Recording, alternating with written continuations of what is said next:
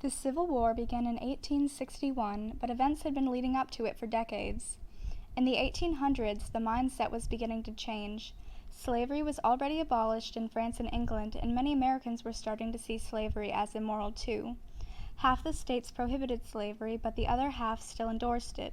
It was necessary to have the nation split equally between slave states and free states in order to keep the peace.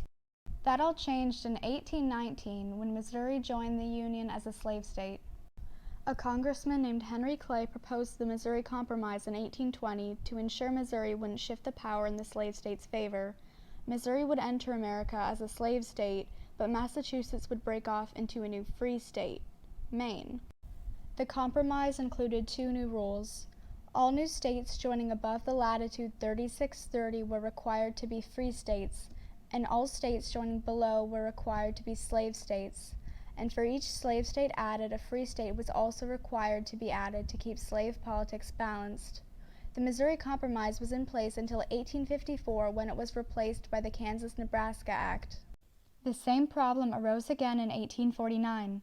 California joined the Union as a free state, once again disrupting the balance of a nation that was already in political unrest. Senators Henry Clay, Stephen Douglas, and President Millard Fillmore arranged the Compromise of 1850 to halt confrontation between slave and free states.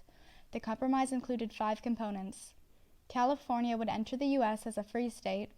Utah would establish a territorial government. The slave trade would be suppressed in Washington, D.C. Texas would set its northern and western borders, and the Fugitive Slave Act would be put into place. The Fugitive Slave Act would come to be known as one of the worst and most abhorrent laws ever made.